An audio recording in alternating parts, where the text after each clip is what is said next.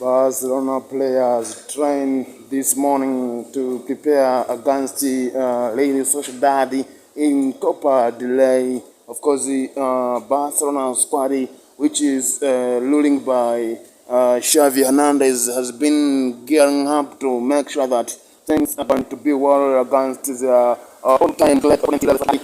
And in this training, our head coach Hernandez said Real Sociedad is one of the solid team. It's a team with the quality players, and the technical bench is high. The technical bench is also good, of course.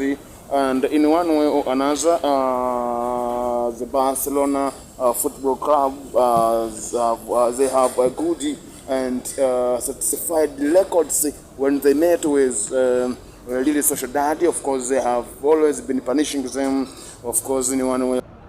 Copa del Rey, Spain, one of the difficult